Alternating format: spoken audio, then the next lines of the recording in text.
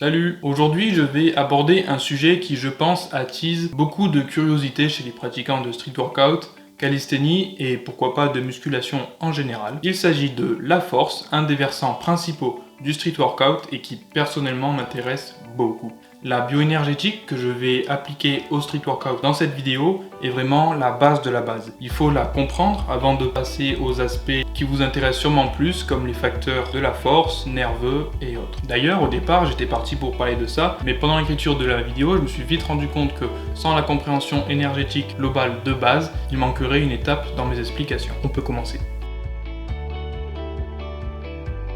En street workout, ce qu'on appelle la force, c'est toute la partie réalisation de figures statiques ou des fois dynamiques mais lentes. Par exemple, on a l'emblème du statique, la planche, puis le front lever, le back lever, le drapeau, etc. Et dans le dynamique, le Festo ou l'impossible dips et plein d'autres. Alors attention, si en général on appelle ça des figures de force, c'est qu'on les assimile à des figures demandant de la force maximale, de la force pure, brute, intense, et pourtant toutes ces figures dites de force, comme celles que j'ai citées, peuvent selon les personnes ne pas être des figures de vraie force pure comme on peut l'entendre. Pourquoi? Parce que l'effort de force, c'est l'effort avec une intensité très élevée et de ce fait une durée très courte. En gros, tu t'imagines un gros débit d'énergie qui va très vite vider le réservoir d'énergie, lui-même petit. Au total opposé, tu as l'endurance qui aurait un petit débit d'énergie, imaginant l'intensité faible de l'effort, ceci induisant une vidange du réservoir qui va être plus longue forcément. D'autant plus que le réservoir est plus gros, donc au final on a la possibilité d'une durée d'effort beaucoup plus longue. Ce sont des manières assez imagées pour définir les deux efforts opposés, et pour commencer, c'est comme ça qu'il faut le comprendre. Donc pour revenir sur les figures qu'on appelle figures de force. Elles peuvent durer plus ou moins longtemps selon l'expertise de l'individu. La figure statique, qui reste une position inhabituelle et très compliquée pour un individu lambda, peut très bien chez certaines personnes durer 30 secondes voire 1 minute. Je pense notamment au record du monde de front lever qui a duré un peu plus d'1 minute. Là, inutile de vous dire que pour cet individu, il ne s'agit clairement plus d'une figure de force, car pour qu'il tienne aussi longtemps, il faut forcément qu'il ait un petit débit d'énergie qui va donc vider le réservoir plus lentement. Et c'est le cas autant pour les figures statiques que les figures dynamiques, comme le Festo. En général, avec ce mouvement, tu ne fais pas beaucoup de reps parce qu'il est très dur.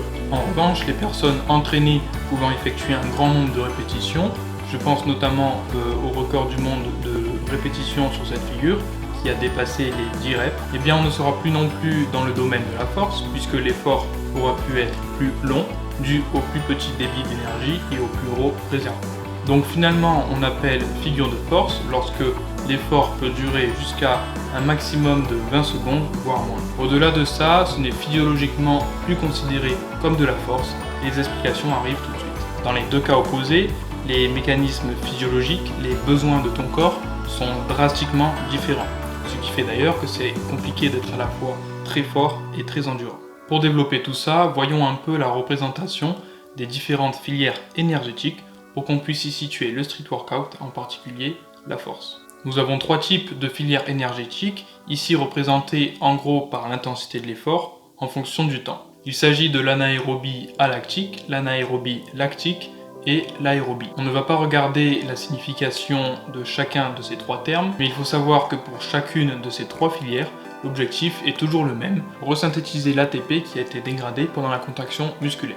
En gros, l'ATP, c'est la fameuse énergie dont je te parle depuis le début qui va être nécessaire pour contracter son muscle. La filière énergétique correspondant à la force est la première courbe, c'est-à-dire l'anaérobie alactique. Les deux autres correspondent à la résistance et à l'endurance. Cette première courbe représente tout type d'effort très intense et donc nécessairement court. C'est le gros débit d'énergie qui vide rapidement le réservoir comme on l'a vu en début de vidéo. Évidemment, comme je le disais tout à l'heure, certaines personnes arriveront à maintenir la figure pendant 30 secondes, voire jusqu'à 1 minute. Là, on sera dans la filière anaérobie lactique, donc la résistance. Un autre cas en street workout où on pourrait avoir l'utilisation de cette filière énergétique serait pendant les longs combos enchaînant figure sur figure. On retrouve ces cas souvent en compétition, où les runs durent 45 secondes, 1 minute, voire un peu plus, et impliquent un effort constant sans réelle pause. Quant à la troisième filière, la filière aérobie, eh bien, elle n'existe pas en street workout. Il n'y a aucun effort qui ne soit assez long pour faire partie de cette filière énergétique. Alors tu vas me dire, mais si, les entraînements et les compétitions, ça dure bien plusieurs heures. Oui, mais non.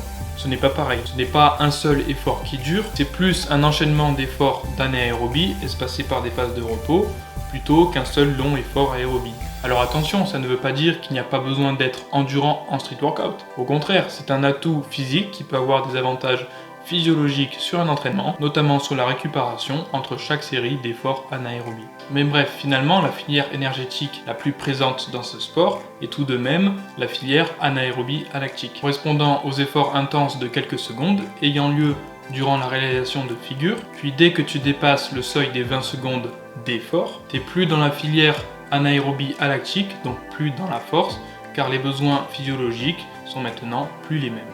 En parlant de besoins physiologiques, maintenant laissons tout ça de côté et revenons sur notre ATP.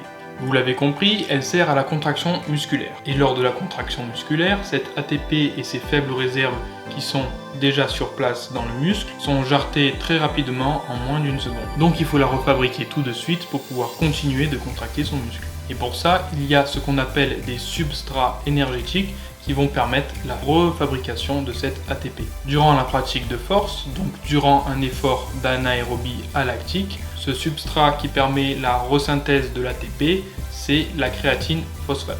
Et comparé aux autres substrats des autres filières énergétiques, celui-ci permet de resynthétiser l'ATP très rapidement, d'où le gros débit d'énergie. En revanche, le taux de ce substrat dans le muscle est très faible, d'où le petit réservoir.